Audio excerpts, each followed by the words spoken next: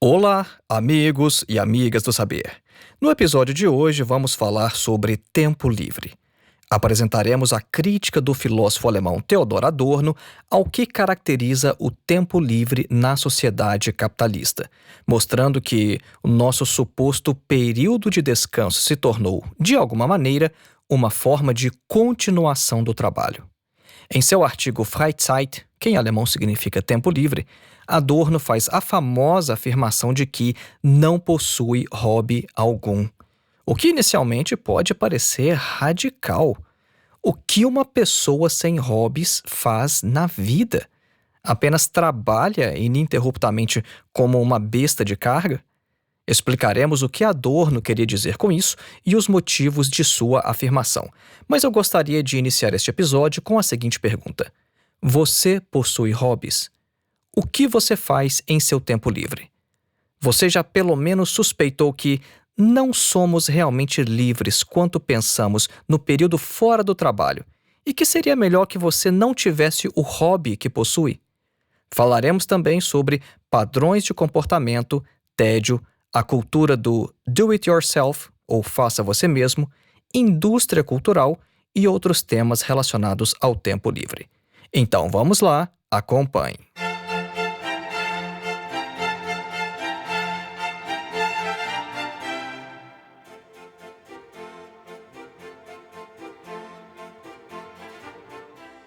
Antes de iniciar, um breve recado. Se você deseja uma introdução geral à filosofia ou gostaria de se aprofundar em temas específicos, estude filosofia comigo. Os links para os meus cursos estão na descrição deste episódio. E lembrando que estes links já possuem cupons de desconto, mas eles duram apenas alguns dias. Aproveite e faça sua inscrição agora. Você pode encontrar também os links em meu site www.filosofiaepsicanalise.org. E nosso último recado hoje diz respeito a uma alteração ocorrida no podcast que você provavelmente já percebeu: a inserção de anúncios. É que depois de 5 anos produzindo este podcast, finalmente fomos aprovados para monetização no Spotify. Estes anúncios, então, não são uma medida unilateral do Spotify, mas uma importante fonte de recursos que permite, pela primeira vez em todos estes anos, o autossustento de nosso trabalho. Vejam bem, este podcast é feito de ponta a ponta por uma única pessoa, este aqui que vos fala. Desde a escolha dos temas, passando por leitura dos textos, pesquisa, escrita, gravação, edição, até a publicação e divulgação, tudo é feito por mim sozinho, com muito cuidado, dedicação e, sobretudo, responsabilidade com o conteúdo que entrego a vocês. Eu vou compartilhar algo sobre os bastidores deste podcast para dar uma pequena ideia do que está envolvido em sua manutenção. Para produzir este episódio de hoje sobre Adorno e o tempo livre, eu gastei cerca de 2 semanas de trabalho no período da noite. E isso só foi possível porque eu já havia estudado este texto muitos anos atrás durante minha graduação em filosofia. Logo após a publicação do episódio anterior, eu decidi que este seria o próximo tema, iniciei a leitura do texto de Adorno em alemão, que é o idioma original, e agora estou entregando a vocês um material de altíssimo nível e de forma gratuita. A produção de um podcast neste nível de qualidade exige não apenas a formação universitária que eu possuo, mas também uma aparelhagem técnica que vem sendo atualizada e melhorada ao longo do tempo. Poucas semanas atrás, eu inclusive compartilhei com os nossos apoiadores uma foto do novo microfone que estamos utilizando, o qual foi parcelado e será pago ao longo de muitos meses ainda. Olha, tendo em vista que eu não pretendo tocar neste assunto novamente, deixe-me finalizar dizendo o seguinte: eu entendo que nossa experiência enquanto ouvintes ou espectadores é melhor sem anúncios. Eu sei que quando vamos ao cinema, pagamos ingresso e somos obrigados mesmo assim, mesmo pagando ingresso, a assistir pelo menos 15 minutos de propagandas, o que hoje acontece também em diversos serviços de streaming. Agora, se nem o cinema hoje vive apenas de bilheteria, o que dizer de nosso podcast que é gratuito? Ninguém paga ingresso para ter acesso aos nossos episódios. Pode ser que futuramente tenhamos aqui no podcast ainda mais apoiadores e não precisemos de anúncios, mas esta não é a nossa realidade hoje. Agradeço imensamente a todos que compreendem essa necessidade. E sigo firme no compromisso de continuar oferecendo, na mesma periodicidade de sempre, este espaço de reflexão humana, sem ceder à superficialidade que domina tantos outros lugares da internet. Voltemos então ao nosso tema, Tempo Livre, de Theodor Adorno. Adorno afirma que devemos investigar o tempo livre de maneira concreta. Devemos relacionar o fenômeno do tempo livre às nossas condições de vida na sociedade capitalista e investigar o que de fato podemos fazer naquele período em que não estamos trabalhando. Como podemos utilizar este tempo para o nosso próprio crescimento? Será que os indivíduos são realmente livres fora do seu trabalho? Comparemos o tempo livre com o ócio na antiguidade. Veja, o ócio era reservado a poucas pessoas e seu conteúdo era essencialmente distinto do que fazemos hoje quando não estamos trabalhando. O tempo livre, no entanto, está não apenas associado ao seu oposto, o trabalho, mas é também por ele determinado e recebe dele suas principais características e traços distintivos. Preste bem atenção nisso. O tempo livre é indissociável do trabalho. Poderia parecer que os indivíduos de fato gozam de alguma liberdade em seu tempo livre, mas Adorno vê de outra maneira. Dada a situação social geral, os indivíduos não são livres nem em seu trabalho, nem em sua própria consciência. Quando o indivíduo termina o seu trabalho, finalmente bate cartão ao final do expediente, e a pressão para agir de maneira predeterminada diminui, e ele pode também, finalmente, agir de acordo com a sua vontade, nesse momento, descobrimos então que a vontade do indivíduo é moldada por regras que prescrevem o que ele deve fazer nas horas em que não está trabalhando. A principal questão de nossa época sobre o tempo livre reside em saber o que será dele em um contexto em que, apesar da crescente produtividade no trabalho, os indivíduos ainda vivem em condições não livres. A taxa de tempo livre vem crescendo ao longo das décadas. A automação nas fábricas e escritórios vem aumentando a produtividade e, ao longo das décadas, vem caindo a jornada de trabalho. Claro, ela poderia ser bem menor do que atualmente é, mas, ao olharmos a série histórica, podemos ver que ela de fato caiu nas últimas décadas. Agora, se isso é distintivo de nossa época, ela ainda possui, no entanto, um ponto em comum com as sociedades anteriores. É que o próprio ser do indivíduo é prescrito pelas relações de produção nas quais esse indivíduo nasceu. Seja no escravismo, seja no feudalismo ou no capitalismo, cada indivíduo é determinado pelas relações de produção de sua sociedade. Por isso, a resposta de Adorno à questão do destino do tempo livre é crítica. O tempo livre tende ao contrário de seu próprio conceito. Ele vem se tornando uma paródia de si mesmo. No tempo livre, prolonga-se aquela não-liberdade do capitalismo que, para a maioria dos indivíduos, é inconsciente. Vamos falar agora sobre o fenômeno do hobby. Veja, o fenômeno do hobby no capitalismo é expressão deste condicionamento do tempo livre.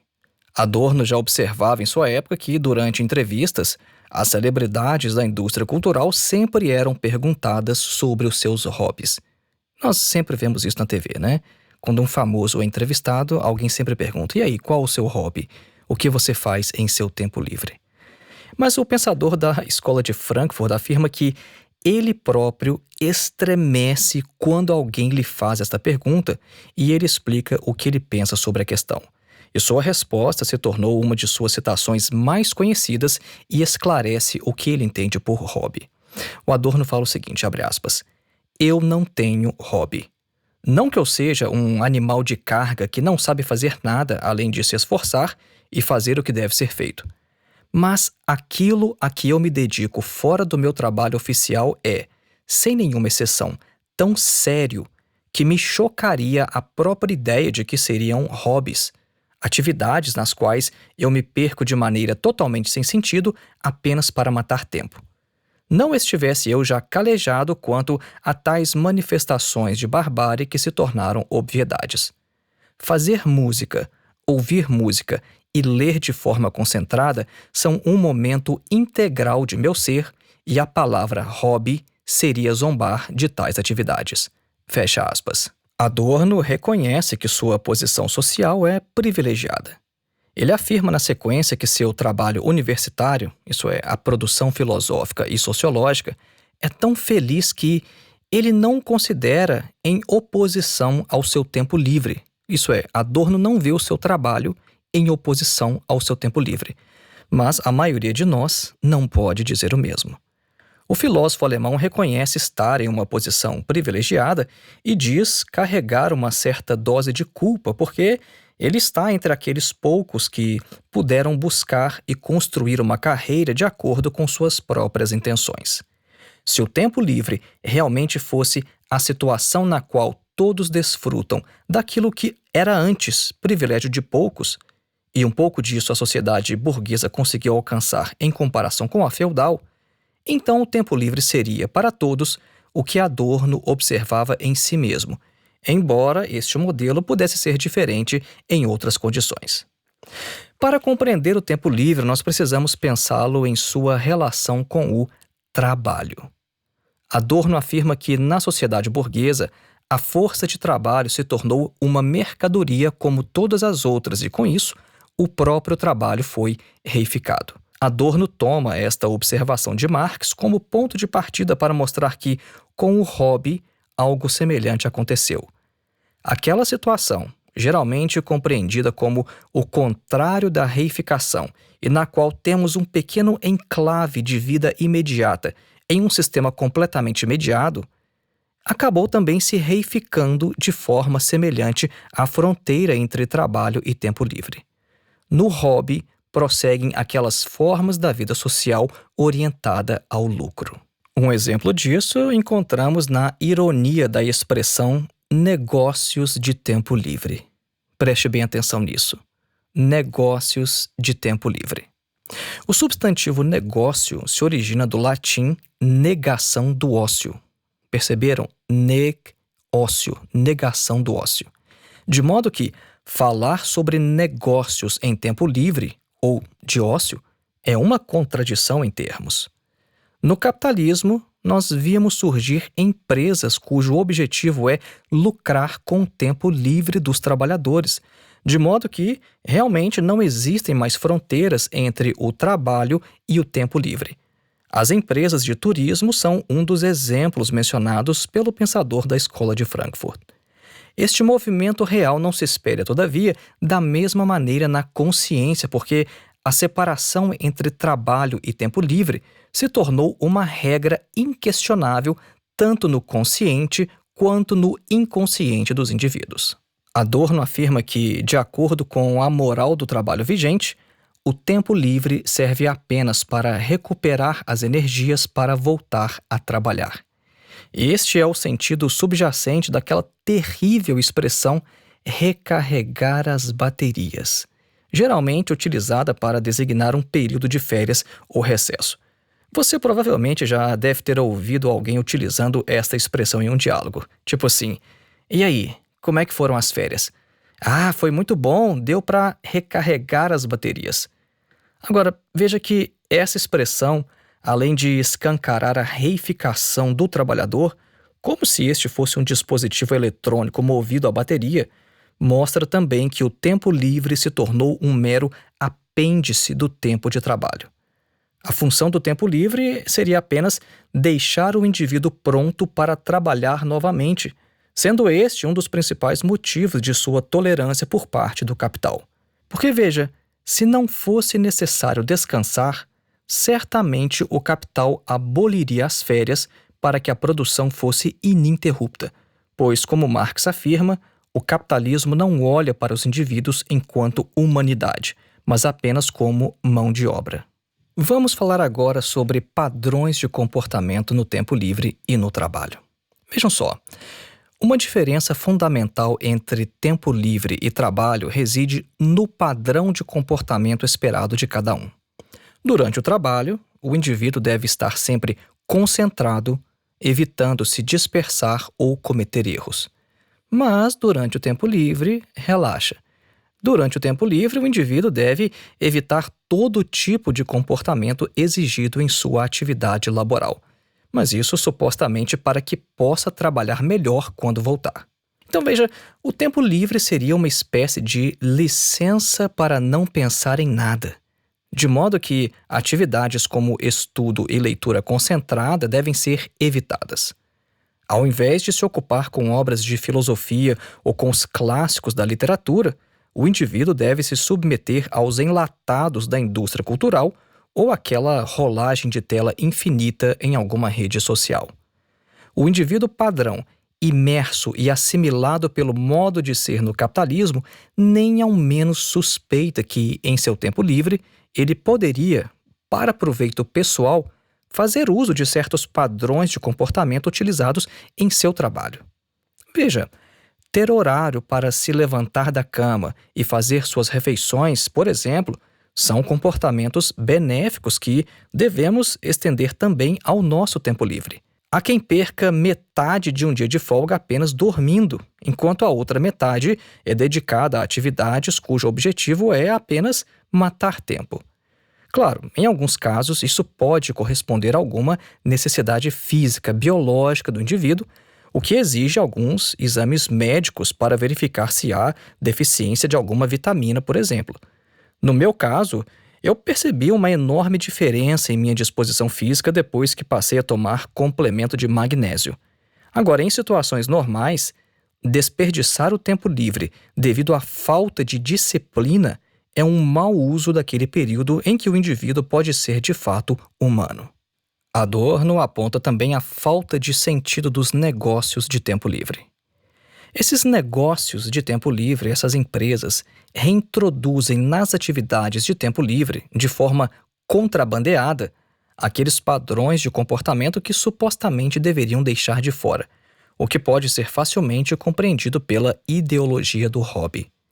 A naturalidade com que geralmente se pergunta pelo hobby de alguém traz implícita a ideia de que todo mundo deveria ter um hobby, e, se possível, um daqueles escolhidos dentre as opções oferecidas pelas empresas de tempo livre.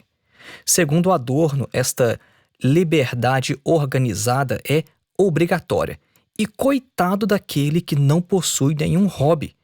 Se você não possui nenhum hobby, você é apenas um carreirista, um viciado em trabalho, ultrapassado, fora de moda.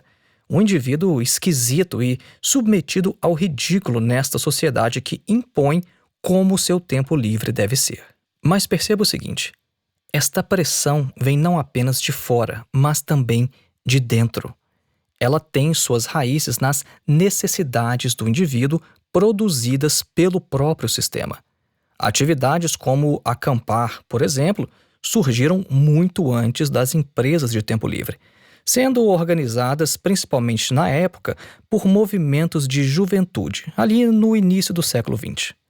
Nessa época, acampar era uma forma de protesto contra o tédio burguês e as convenções de forma geral, de tal maneira que, ao acampar, os indivíduos se libertavam, pelo menos por alguns dias ou semanas, das correntes de sua família, do trabalho e das regras sociais.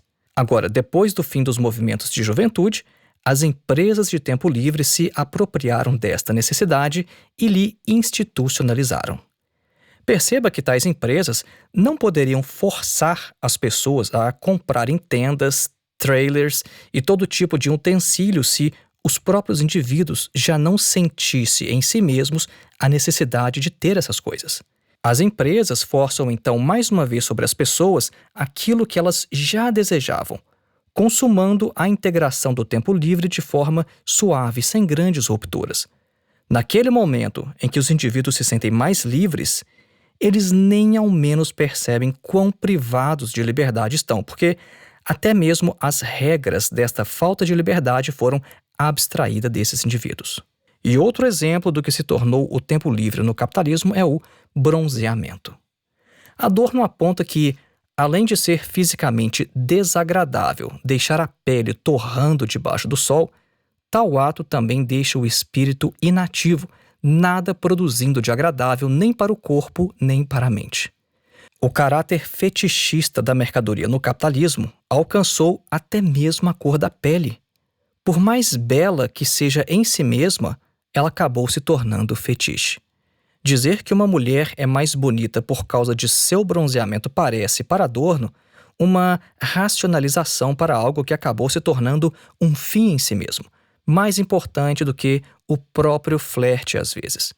Se alguém volta de férias sem ter mudado a cor da pele, provavelmente ouvirá no escritório a pergunta: "Mas você não estava de férias?" Veja, o bronzeamento se tornou marca daquele fetichismo que invadiu o tempo livre e exerce também controle social. Espera-se do indivíduo que ele exerça determinadas atividades e siga certos padrões em seu tempo livre. Vamos falar agora sobre tédio e divisão social do trabalho. Veja, este exemplo de cochilar sob o sol para bronzear a pele culmina em um momento determinante do tempo livre no capitalismo: o tédio. Adorno observa como as pessoas prometem a si mesmas maravilhosas aventuras em suas próximas viagens, como se tudo lá fosse acontecer de maneira diferente quando, na realidade, elas nunca conseguem fazer algo diferente em suas vidas. Mesmo quando as pessoas hoje viajam para muito longe, as coisas ainda permanecem quase o mesmo. Certa vez eu encontrei uma tirinha que descrevia bem este tipo de situação em apenas 3 quadrinhos.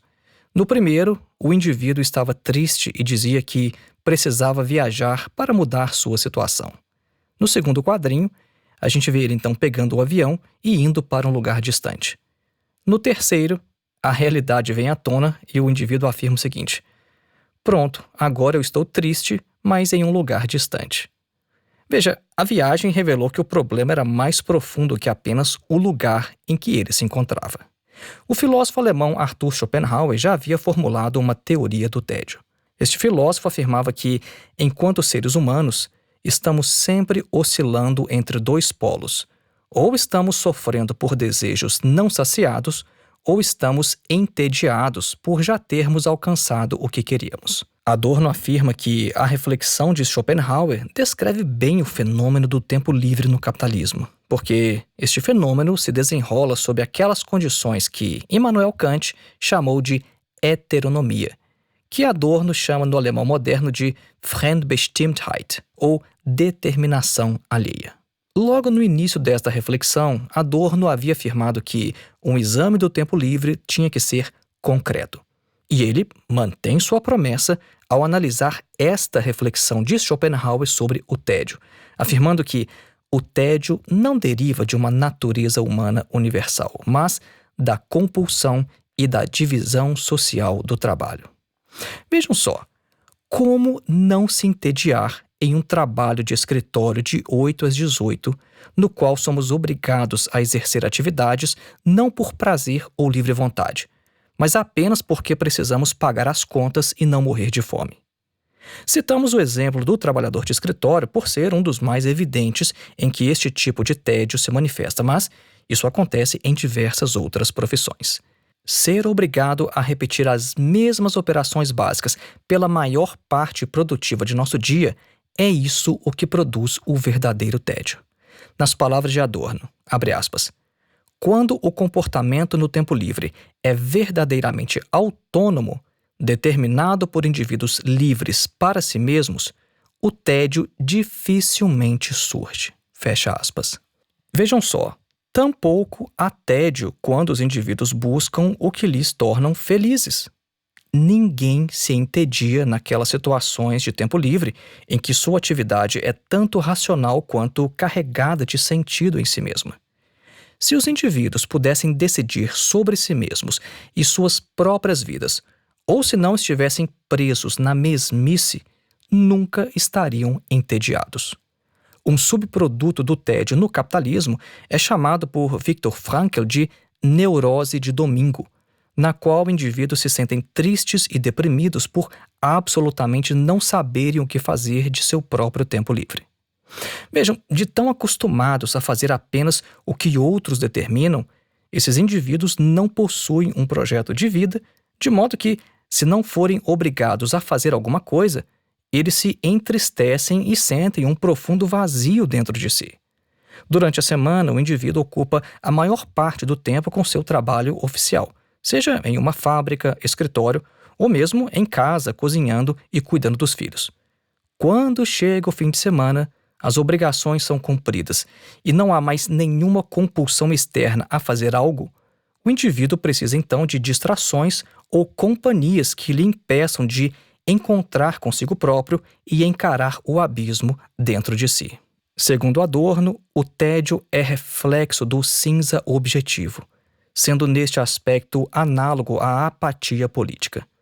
As massas se sentem impotentes na política, incapazes de mudar algo através de sua participação, mas Adorno considera esta posição equivocada. A verdadeira razão de sua apatia política é a incapacidade de enxergar a relação entre a política e suas próprias vidas.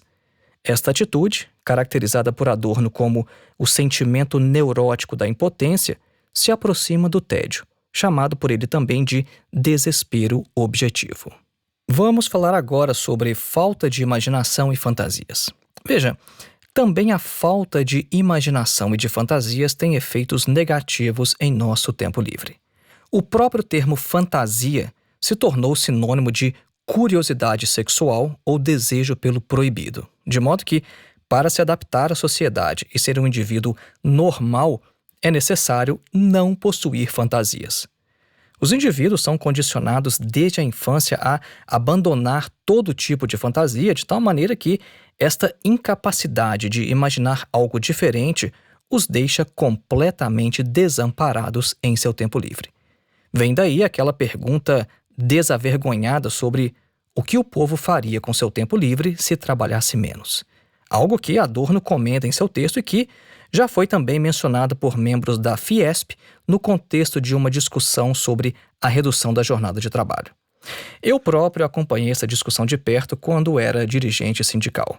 Alguns representantes da Federação das Indústrias do Estado de São Paulo afirmaram na época que, se a jornada de trabalho fosse reduzida, os trabalhadores iriam para o bar beber, se embriagar, porque eles não teriam o que fazer com seu tempo livre.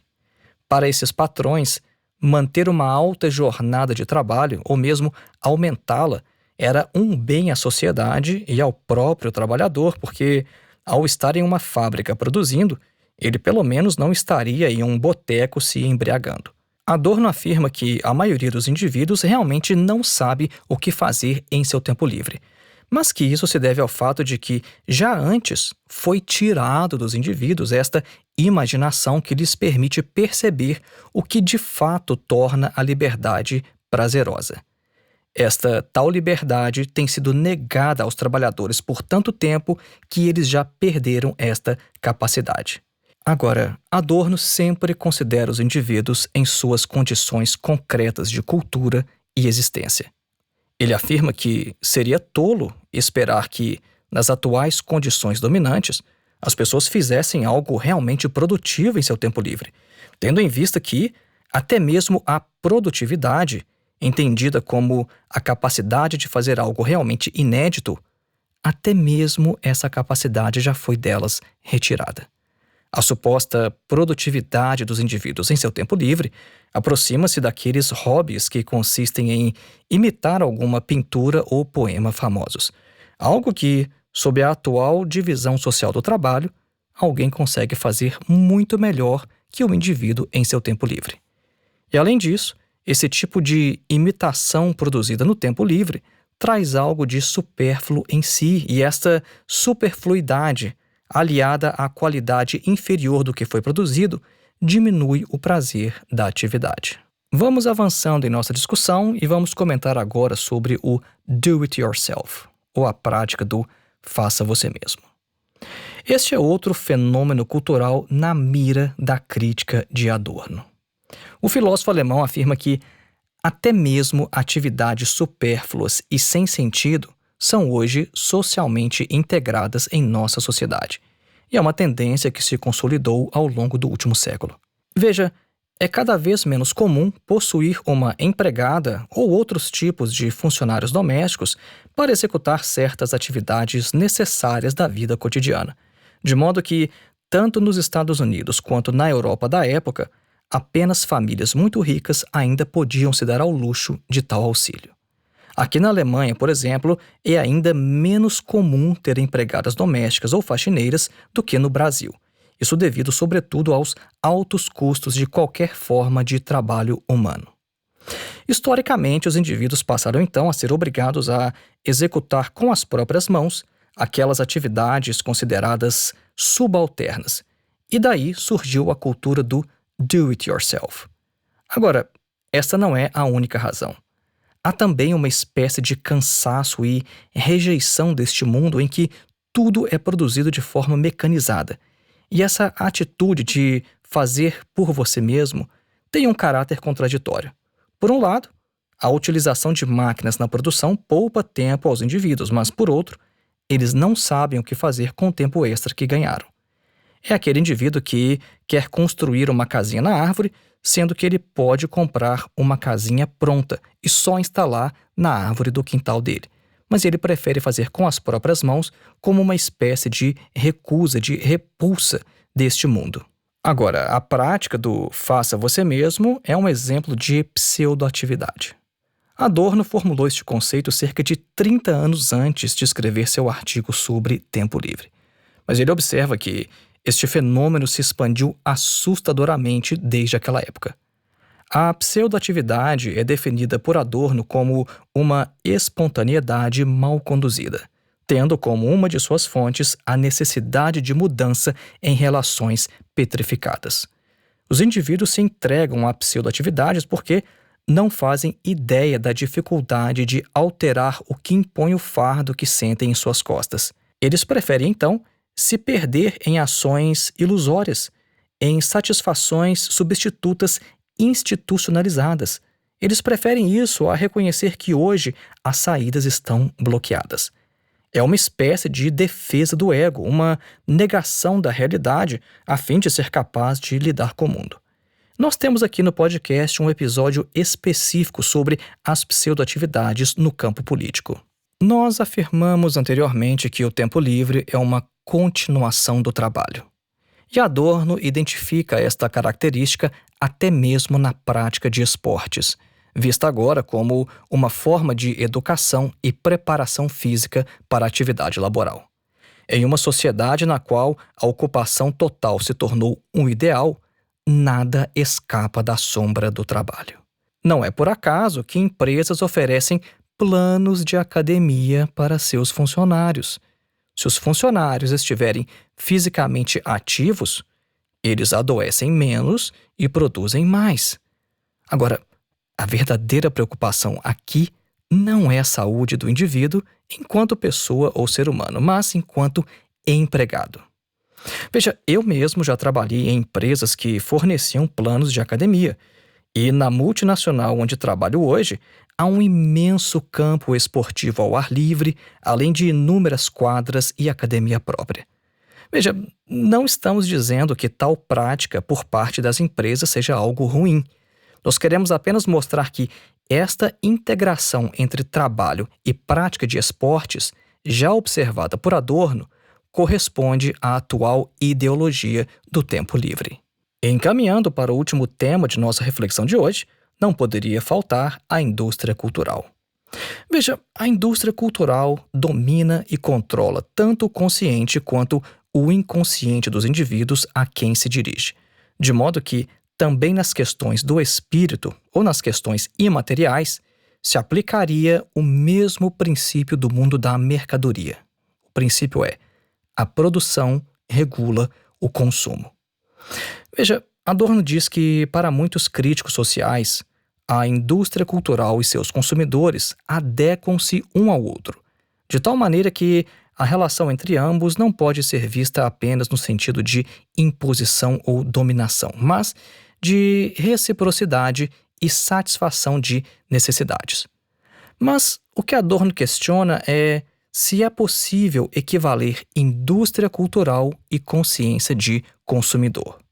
Em um estudo realizado pelo Instituto de Pesquisa Social da Escola de Frankfurt, Adorno e sua equipe analisaram a reação do público alemão a veiculação do casamento entre a princesa Beatriz, da Holanda, e o jovem diplomata alemão Klaus von Arnsberg.